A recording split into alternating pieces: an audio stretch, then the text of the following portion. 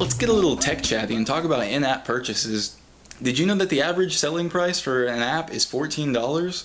And when you're scrolling through either the Apple Store or the Android market, you don't see anything that's $14. You don't see anything that's $10. Very few are over $5.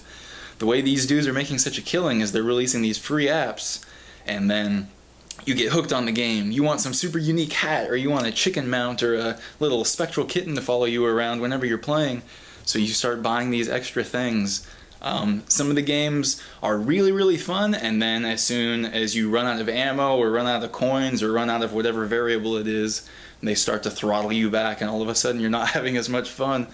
And then it's like, oh god, how can I get that same amount of fun? How can I get that fix? They give it to you for free the first time, and then after that they start charging you for it. Taking basic drug dealer principles and innovating in the Android marketplace and Apple. And then once they got you hooked, they're like, hey, I'll give you this for free, but you gotta go see this guy and check out what he has to sell.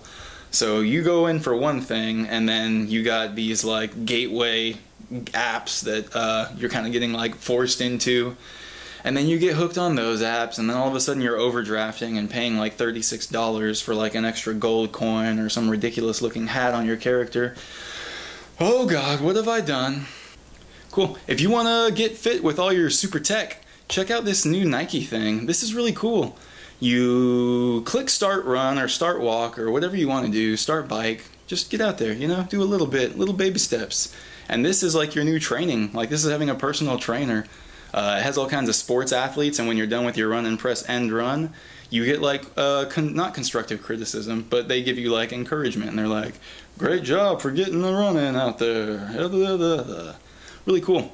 I think whenever you do go on a run, people on your Facebook and your friends can click like, and if they like it while you're running, you'll hear cheering, and I don't know, start running really fast, and they'll be like, yeah! Reebok actually came out with an app that I saw, but it was some stupid game, and it wouldn't even work on my Evo 3D. So Reebok, what are you doing? Like, Nike's making these like things that actual people can use, and they help their performance, and then Reebok is like, ZigTech! ZigTech! One thing that I do like about having an iPhone is the fact that the accessories are so like on point.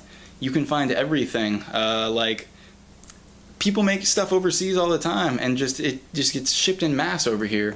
If you want to find a nice case for an Evo 3D, good luck, because each Android phone is so distinctly different that it'll drive you crazy. Like, you're not going to find a super hot Lego case for every Android phone out right now. No one's going to be like doing those custom molds and putting in all that footwork. Okay, I'm waiting for a super good MMO to come out on either iPhone or Android, so if you already know of one, let me know. The closest, best, like, wow experience that I found wasn't even, like, 3D or have any depth. It was this, like, paper-looking game called, or just 2D game called Battleheart. And you had all the basics. You had a cleric, you had a mage, you had a knight, you had, like, a couple other dudes, I think a rogue. There were, like, 6 different characters. It was pretty serious. And each one had their own talent tree. So you could take your knight and make him a DPS knight, you can make him a tank knight, you could make like a dark knight have like a fear spell. It's awesome. So check out Battleheart. There's like some cutscenes. It's really cool, but I'm waiting for someone to make a Battleheart MMO version to where you're actually playing with other people and it's going to be all interactive. Games are cool on Android, but I haven't really found the ones where you're interacting with other people yet, and I feel like that's going to be some next level stuff. I've given up years of my life to playing World of Warcraft and like communal gaming to where there's like a lot going on at once and it's more involved, and I look forward to that bleeding over to the mobile world. I feel like that's going to be the next evolution of mobile.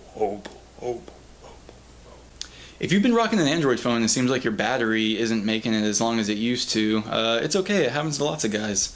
Here's a couple quick tips that will boost your battery life significantly. 1, delete all those apps that you aren't using anymore. You got so much stuff on your phone, it's like, how do you expect your phone to like survive a day? Like, you want your phone to run a marathon and your phone is like this immovable mass. Like, I wish your phone got heavier with every app that you installed, just so that people would know, like, oh god, I'm really weighing this thing down, like, software-wise and physically.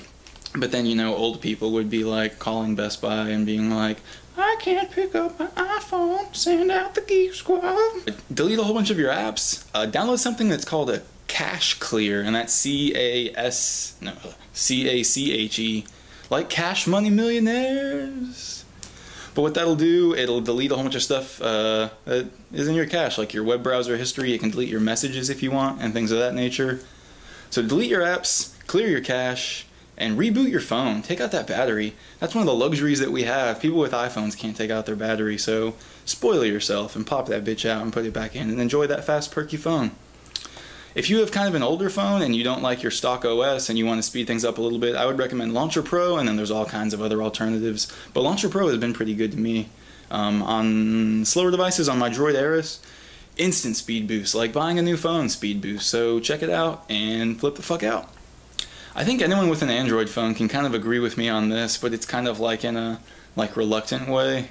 That Android is kind of overwhelming. I can see the simplicity behind Apple and how you just do it and then it's done.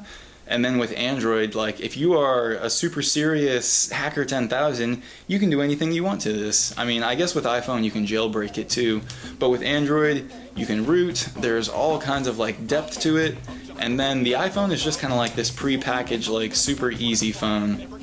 The Android ones, you can make every one of your pages completely different. It's overwhelming. Widgets, insane. Games, custom folders. Which wallpaper am I gonna use? Do I have too many tasks running? Do I need to update my apps? My apps are all old.